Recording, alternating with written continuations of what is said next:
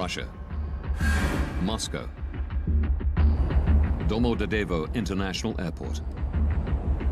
July 1st, 2002, 8:10 p.m. 45 Russian schoolchildren wait to board a flight to Barcelona. It's their reward for doing well at school. Among them is 11-year-old Artur Hamatov.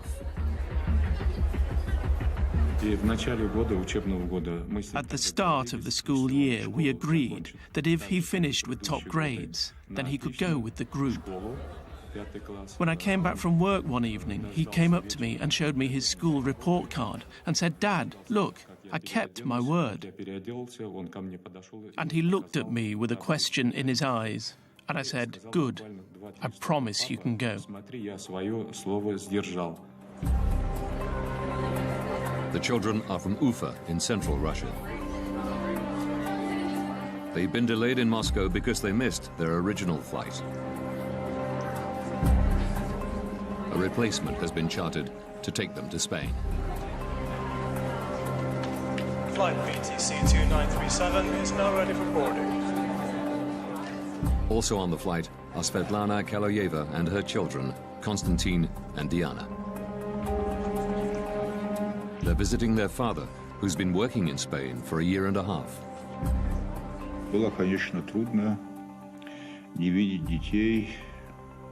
I spoke to them on the phone every day, which made my stay easier. But it was hard not to see my children for such a long time. Svetlana is lucky to get seats on this Bashkirian charter. Delays in getting visas meant other flights were sold out. We were finally going to see each other and we were going to have fun together.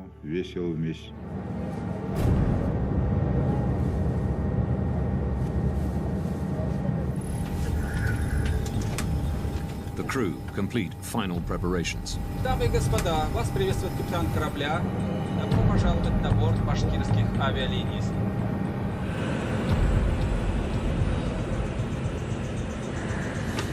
8:48 p.m. The Bashkirian Charter Airlines flight BTC 2937 takes off from Moscow's Domodedovo Airport. Distance to Barcelona, 3,000 kilometers. Estimated flight time, 4 hours, 20 minutes. Switzerland. Zurich Area Control Center. 11 p.m. 35-year-old Danish-born air traffic controller Peter Nielsen is working the night shift. He and one other controller are managing a sector of airspace above eastern Switzerland and part of southwestern Germany. By day, this is one of the busiest crossroads in Europe. But at night, traffic slows down to a trickle, with only a few planes at any given time. Peter Nielsen's colleague goes on a break. Nielsen is solely responsible for all Zurich area airspace. He sets one radar for traffic passing through his sector, and the other for planes coming into land at nearby Friedrichshafen Airport. But after 11 p.m., there are no scheduled landings. Nielsen can concentrate exclusively on passing traffic.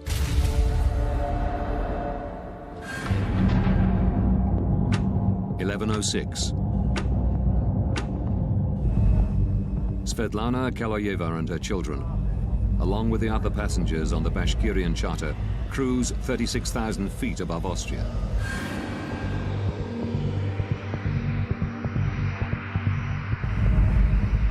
They're scheduled to arrive in Barcelona in just over 2 hours. 600 kilometers away, a DHL Boeing 757 takes off from Bergamo in Italy. Destination, Brussels. The captain and the co-pilot are the only people on board.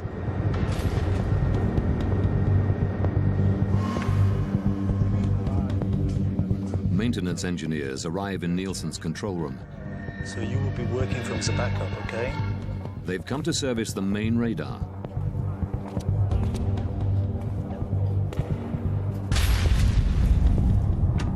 (11:21). The DHL cargo plane, flight DHX 611, enters Nielsen's airspace. The captain requests permission to climb to 36,000 feet. Swiss radar, good evening, DHX 611.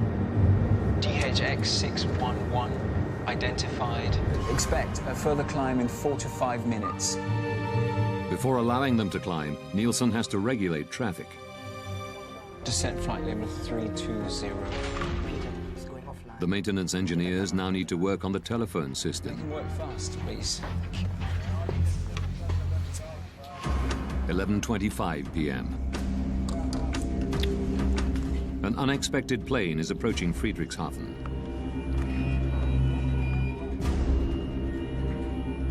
Nielsen has to switch radar stations. A delayed Airbus, flight AEF 1135, is coming in to land.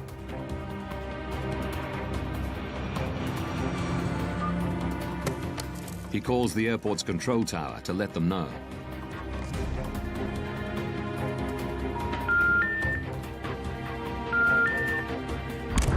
He can't get through. But he still has 10 minutes before the Airbus will land. So he moves back to the passing traffic radar. DHX 611. And gives the DHL cargo plane the go-ahead to climb to 36,000 feet. Climb flight level 360.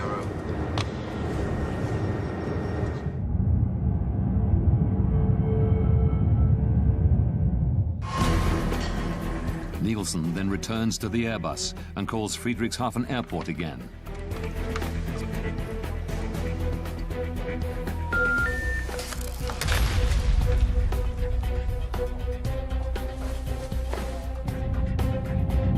BTC 2937.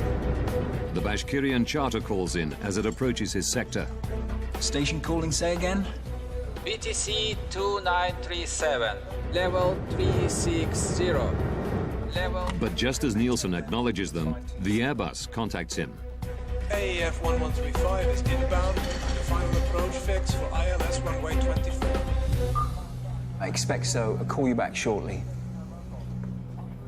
Nielsen calls Friedrichshafen a third time. Die gewünschte Verbindung ist nicht möglich.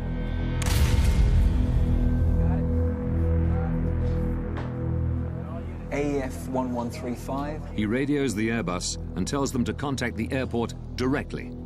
I lost my phone connection to Friedrichshafen. Could you please call them on your second set? Affirm. The DHL plane is now flying over Switzerland at 36,000 feet. Suddenly, its onboard traffic collision avoidance system, TCAS, sounds an alert. Traffic.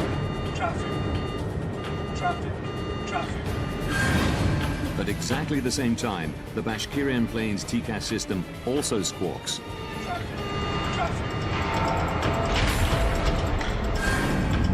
The two planes are now 25 kilometers apart. They're flying at exactly the same altitude to exactly the same spot.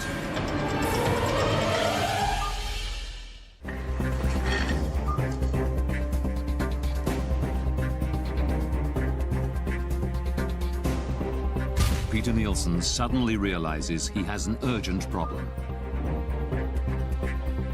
BTC 2937. He immediately tells the Russian pilots to descend. Descent flight level 350. Expedite, I have crossing traffic. Seconds later, their TCAS system says the exact opposite. Climb. Es ist climb. He's guiding us down. Climb. At the same time, the DHL's TCAS tells it to descend. Descend.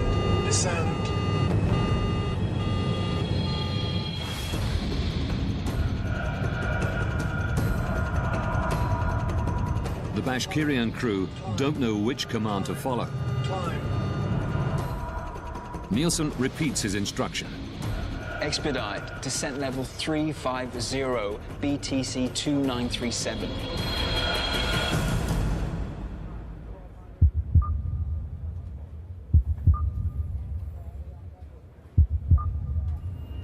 When he sees that they followed his orders, Nielsen tells them that the DHL plane is approaching from their right-hand side.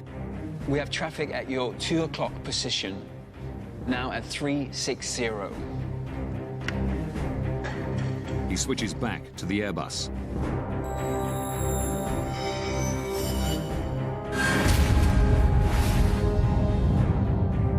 In the Bashkirian charter, the crew are looking for the DHL plane. The two aircraft are now just over 5 kilometers apart. They are both in descent, closing at a rate of 1,300 kilometers per hour, faster than the speed of sound. It's here, descent! See on the left.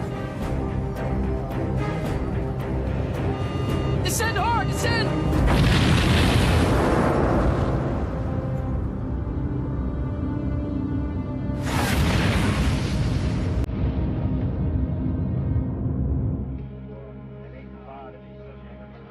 At 11:35 p.m. AEF 1135. The Airbus crew have finally made contact with Friedrichshafen Airport. Can we go, Friedrichshafen? Nielsen can now hand over the plane. Affirm, bye-bye.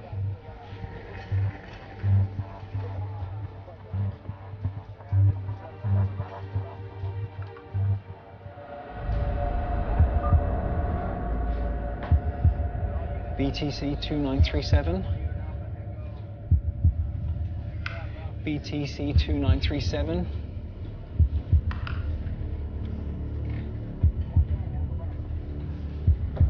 BTC 2937.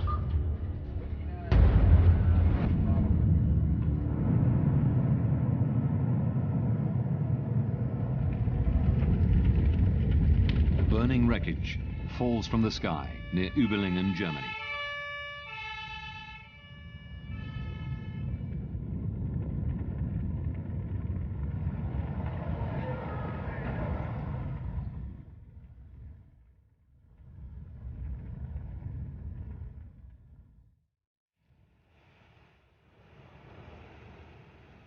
At daybreak, the police launched the biggest operation the area has ever seen. Firefighters have put out the blazing debris. Rescuers must begin the grim task of looking for bodies. The aeroplanes crashed down and all people inside are died.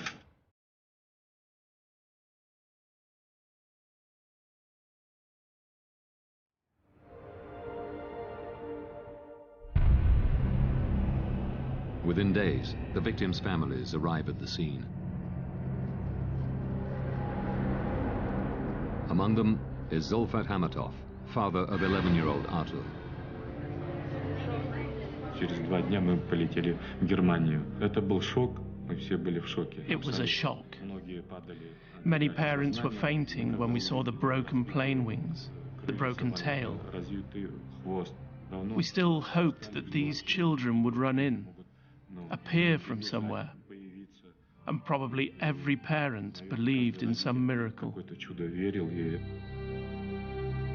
Vitaly Kaloyev flies in from Barcelona, holding out for news that his wife and children were not on the flight. One has to be certain. Maybe it was not my aircraft that crashed. Maybe something else had happened. Who can know without proof? Investigators confirm his worst fears. 71 people on board the two planes are now confirmed dead. It is the worst civilian aircraft accident that Germany has ever seen. In an industry protected by multiple and highly advanced safety systems, how could this happen? Now, by rewinding the events of that day, and by going deep into the investigation, Traffic. we can reveal the calamitous chain of events that brought two planes to exactly the same spot at exactly the same time. Investigators from the BFU, Germany's Federal Bureau of Aircraft Accident Investigation, are called to the scene. Jens Friedemann is put in charge of the crash site. Die Untersuchung eines Flugunfalls. The investigation of an air accident is like a forensic investigation, a crime scene. One wants to establish the facts. Crime scene.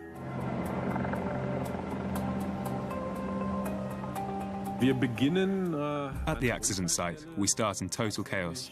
There's wreckage lying around everywhere. Also da liegen viele Wrackteile.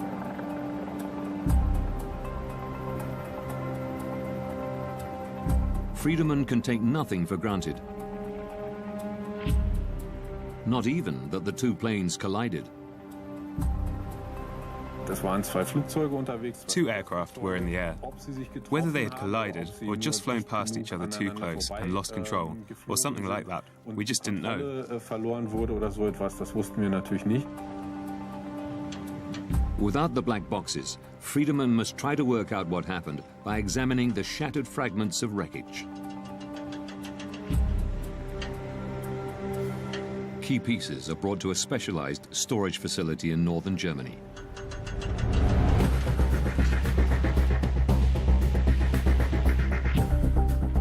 To Friedemann's eye, the mangled metal soon tells a clear story. The Boeing made contact with the Tupolev in one spot. The vertical tail section was broken off. The Tupolev was damaged around the left wing and on the left-hand side of the fuselage. There was also evidence of a collision on the underside of the right wing. The wreckage reveals that the DHL cargo plane and the Bashkirian charter did collide mid-air. We now know what happened. The question is, why did it happen? How could it happen that they got so close? At the crash site, amidst the fragmented pieces of the two planes, investigators have finally found what they've been looking for: the black boxes from both planes.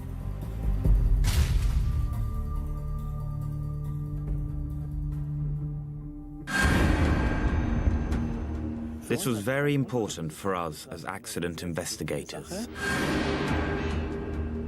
The BFU's Johann Reuss joins the investigation. It is his job to analyze the contents of the recorders. The cockpit voice recorders help us understand what happened in the cockpit, how the pilots reach their decisions. Reuss begins by examining the pilot's traffic collision avoidance system, TCAS. Our first question was to establish whether TCAS had worked the way it was intended to, the way it was designed. TCAS builds a three-dimensional map around an aircraft using its altitude, speed, and heading. All planes fitted with TCAS constantly transmit this information to each other.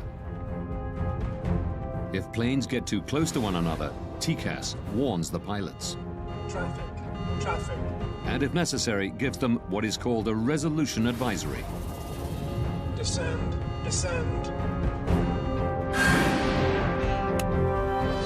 Examining the black box, Reuss quickly establishes that the system had worked the way it was supposed to. Traffic. Before the collision, both TCAS systems generated and displayed a resolution advisory. The Russian Tupolev was instructed to climb, and the DHL Boeing to descend. If the aircraft had followed these instructions, there would have been no collision. But while the pilots of the DHL plane obeyed TCAS, descend, descend. The Russian crew did not. Climb, climb. Experts from the United States are headed to the scene of the deadly mid-air collision of two aircraft in southern Germany. The Überlingen mid-air collision is now world news. The media are speculating freely and looking for someone to blame. The pilot of the Russian plane is said to have ignored repeated instructions from air traffic controllers. Why did the TCAS device meant to avoid collisions, in this case maybe help cause one? And why didn't the Russian plane descend when first ordered? A language problem? Controller commands are always in English. Black box recordings quickly eliminate one theory. Zurich, good evening. BTC 2937, level 360. Wir haben mit diesem Cockpit Voice Recorder With the cockpit voice recorder, we were able to establish that language was not the problem. The Russian crew understood English perfectly well. But the recorders reveal a surprising fact. Climb, climb. This is climb. He's getting us down. Wir gemerkt haben, We noticed that there was an instruction from the air traffic controller. BTC 2937, descent flight level 350. And we found that at the same time, or immediately afterwards, there was also a TCAS advisory. Climb, climb. At almost exactly the same time, the Russian pilots were instructed to do two completely different things. Descent flight level 350, expedite. Now the crew needs to make a very, very fast decision. What do they do next? And we discovered that the crew had extreme difficulty making this decision. But it should have been straightforward. The two planes were flying over Germany, and European regulations clearly state that TCAS has priority over air traffic controllers. For me, there was absolutely no explanation why something like this would happen.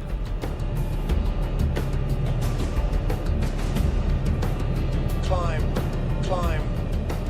Warum hat die Besatzung Why didn't the crew use TCAS the way it could and should be used? sollte oder TCAS nutzen könnte?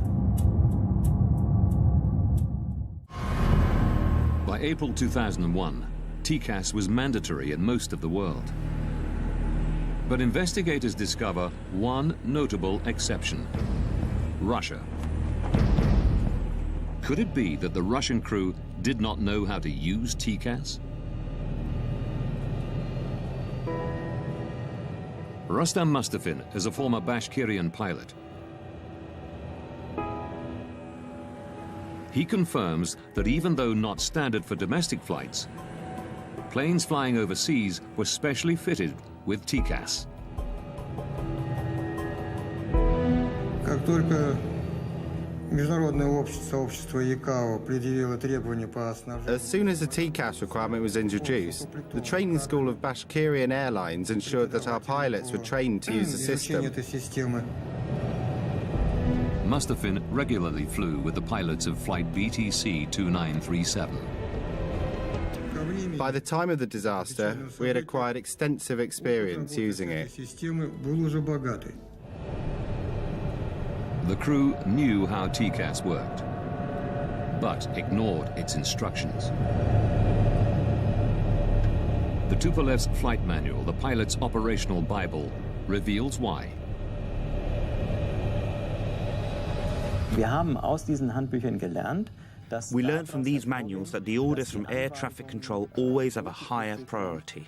immer eine höhere Priorität haben. The operations manual at the time stated that the air traffic control command was to be given precedence over TCAS in the event of the system issuing an alert. It said that the air traffic control had the final authority. Contrary to European regulations, the Russian crew were trained to use TCAS only as an advisory system and could choose to follow the controller's instructions if they wanted. They were following TCAS regulations, but Russian style. I would have done exactly what these guys did. I would have carried out the air traffic control command. Suddenly, we were able to understand why the crew acted the way they did. Investigators have discovered why both planes were in descent. While the DHL crew had followed TCAS, the Russian pilots obeyed air traffic control. But this doesn't answer a more basic question. TCAS is meant as a system of last resort. The planes shouldn't be close enough even to trigger it in the first place. Investigators have turned their attention to the air traffic control room. A controller must advise pilots to change altitude at least 2 minutes before a potential conflict. But Peter Nielsen didn't tell the Russian crew to descend until just 43 seconds before collision. BTC 2937 descent. Why did the air traffic controller issue the separation order so late? So late that the danger of an accident actually existed. Through shift logs and interviews, investigators learned that Nielsen was the only air traffic controller on duty on the night of July the 1st. Official Skyguide policy is to have a minimum of 2 air traffic controllers on duty at any given time. Investigators learned that it had become standard procedure at Skyguide for one controller to go on an extended break during the night shift. Tom Larsen was a close friend of Nielsen's, working alongside him for many years. The way that Peter was doing night shift, we did that all the time. There would only be one controller because there was very little traffic. Between 11 p.m. and 6 a.m., there are no scheduled landings at any of the airports in the area. But then, at about 11:25 on July the 1st, 2002, Nielsen is presented with an unexpected landing. There was an approach into Friedrichshafen Airport, which he had to coordinate. It's very unusual that one aircraft comes at that time for Friedrichshafen. I guess that the controller was a little surprised about that. Regulations state that Nielsen must contact the airport control tower before bringing the delayed plane in for landing.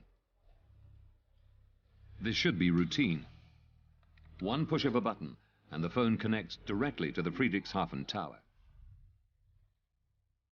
But records show that Nielsen can't get through.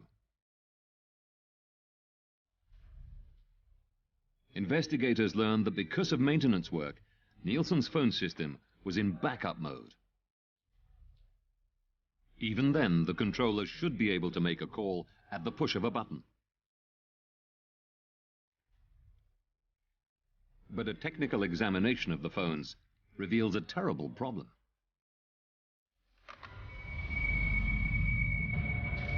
The backup should have been there as an additional link was not working that evening. Phone communication was not possible due to a technical problem. Nielsen tries repeatedly to call Friedrichshafen. A routine task is suddenly taking up most of his time. Die gewünschte Verbindung ist nicht möglich. He was busier than would normally have been the case because he had no way of making phone calls. He had to look for alternate solutions. He had to look for other ways to communicate. I lost my phone connection to Friedrichshafen. Could you please call them on your second set? Preoccupied with handing over the delayed Airbus, Nielsen ignores the passing traffic. It was like 5 minutes that he was focused on that problem. So that took his vigilance away from what was going on the screen, on the radar screen. But his radar has an emergency function that should alert him of the impending danger. Short-Term Conflict Alert, or STCA. Short-term conflict alert is another system like, it's similar to TCAS, just a ground-based system that helps us on the radar if we miss a conflict. If we don't see it in time, it will give us an alarm. 2 minutes prior to a potential collision, an STCA alert should flash on both of Peter Nielsen's radar screens, along with an audio warning. This is exactly what happens 180 kilometers away in Karlsruhe, Germany. Die Flugsicherung in Karlsruhe. Air traffic control in Karlsruhe had detected on their radar screen that 2 aircraft were getting closer than they should have been. Als es eigentlich sein sollte. Records reveal that the controller in Karlsruhe tries to call Nielsen to warn him. But Zurich's faulty backup phone system means he can't get through. Aviation rules say he isn't allowed to contact planes not in his sector unless the controller in charge has lost consciousness or has left his post. The Karlsruhe ATC decides to stick to protocol and tries calling Nielsen 11 times in total, but he never gets through. BTC 2937.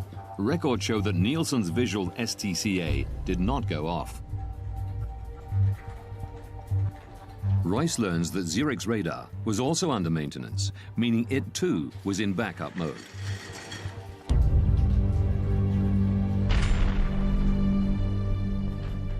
Durch die geplanten Arbeiten an dem The planned maintenance work on the radar system meant that not all the functions present during normal operations were actually available. In backup mode, there is one particular emergency feature which Nielsen does not have. The visual STCA alarm.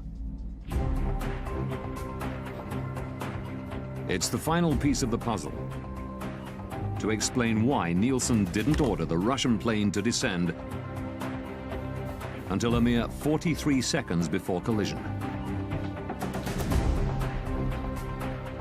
Die Untersuchung hat für uns gezeigt, dass the investigation showed us that a series of unlucky events all came together for air traffic control. zusammengekommen sind. Had Nielsen heard the STCA alarm before the plane's onboard TCAS systems kicked into action, there would have been no conflict and the accident would have been avoided.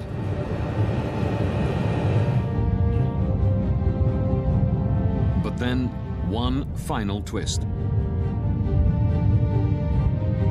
19 seconds before collision, Peter Nielsen tells the Russian pilots that the DHL plane is approaching from their right-hand side. We have traffic at your 2 o'clock position, now at 360. Where is it? It is actually approaching from the left, the 10 o'clock position.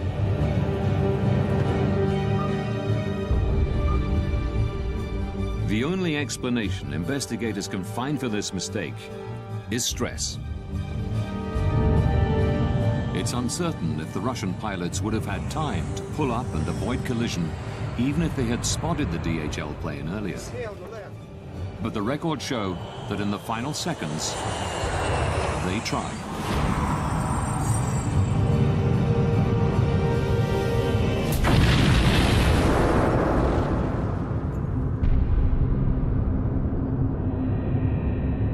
Upon impact, the Bashkirian charter breaks into 4 pieces. Without its tail fin, the DHL cargo plane spins uncontrollably to the ground.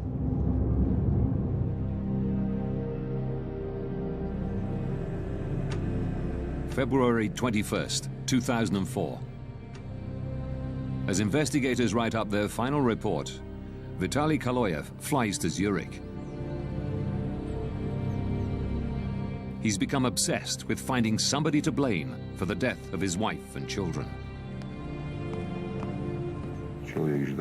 I wanted to hear them say, "We are responsible, but forgive us if possible." They killed so many children and nothing had happened. No apologies, no expressions of sorrow, nothing.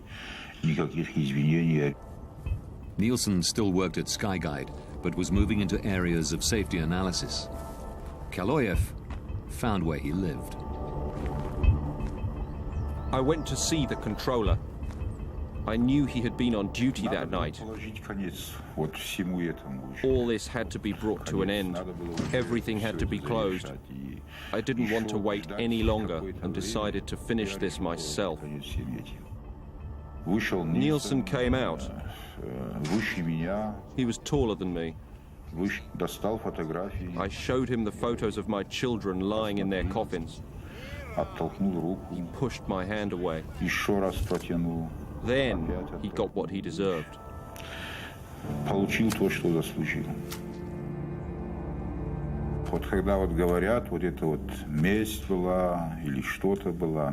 You know, some say it was revenge, but revenge is something insignificant. One is avenging when one has been deeply insulted, but this was not revenge. This was punishment.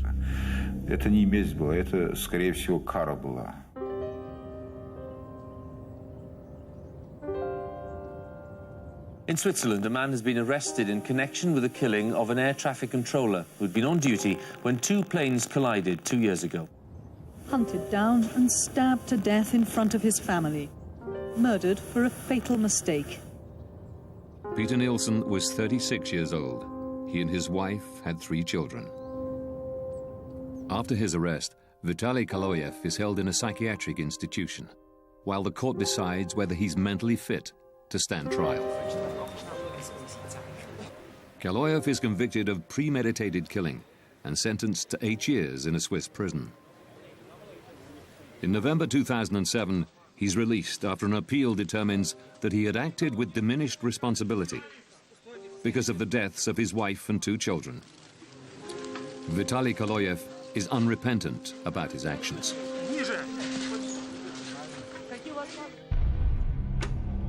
In May 2004, after almost 2 years of painstaking work, the German investigative team publish their final report. It's now possible to rewind the events of that fatal day, following the evidence uncovered during the investigation.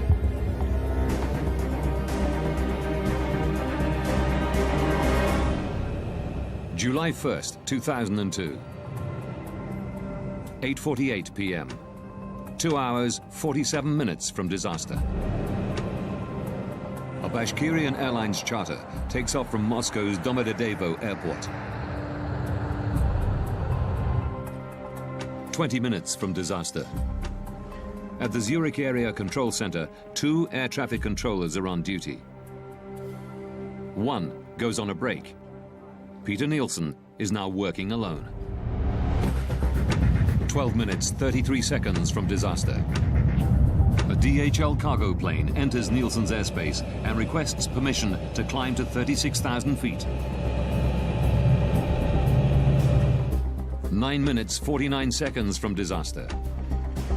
A delayed Airbus is coming in to land at Friedrichshafen Airport. Nielsen tries to call the airport to hand over the flight. But his phone system is in backup mode due to maintenance, and the backup system has a fault. 5 minutes, 21 seconds from disaster. The Bashkirian charter radios Nielsen. It's flying at 36,000 feet and is about to enter his airspace. Good evening, BTC 2937. 2 minutes from disaster. The Bashkirian and DHL planes are now at the same altitude, less than 44 kilometers apart, closing in on each other faster than the speed of sound. The Short-Term Conflict Alert, or STCA, should now warn Nielsen of the impending collision. But his radar is also in backup mode, so the STCA is not fully functioning. 43 seconds from disaster. Nielsen finally notices that the 2 planes are on a collision course. He immediately tells the Russian pilots to descend. Descent flight level 350. Seconds later, TCAS goes off in both planes. It tells the DHL pilots to descend. Descend, descend. And the Russian crew to climb. Climb. He's guiding us down. Nielsen is unaware that both planes have been issued advisories. He repeats his instructions to the Russian pilots.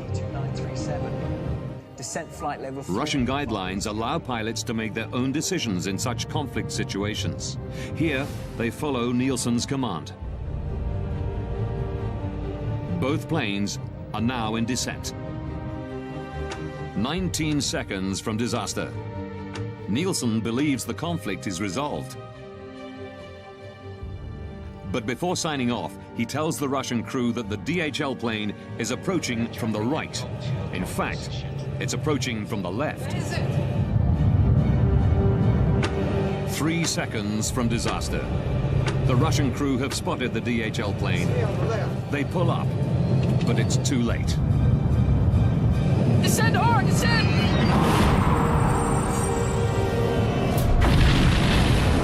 At 11:35 p.m., the planes collide 35,000 feet above the city of Überlingen, Germany. All 71 people on board the two planes die.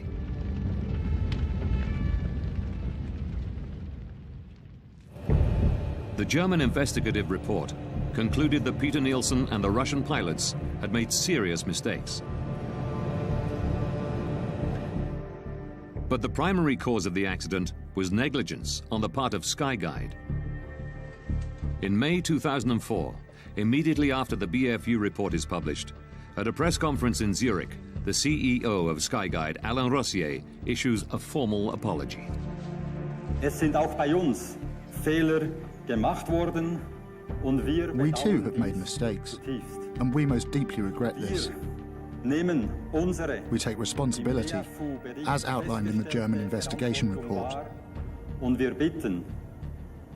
we ask the families of the victims for forgiveness. In September 2007, a Swiss court finds 4 Skyguide employees guilty of negligent homicide. 3 managers who tolerated the single controller policy are given 1-year suspended jail sentences. The project leader overseeing the maintenance work on the night of the collision is fined 13,500 Swiss francs, roughly $11,000. Following recommendations from the German investigative team, Skyguide implements a variety of procedural changes. They now ensure there are always 2 controllers on duty, even during the quiet night shift. Nobody will ever find themselves in Peter Nielsen's position again. Investigators also recommend that international and regional TCAS regulations be standardized, along with aircraft operations manuals. TCAS must have ultimate priority over air traffic control. One cannot say with 100% certainty that this kind of event will never happen again. But we are very confident that we were able to make a significant contribution to preventing the repetition of an event like this.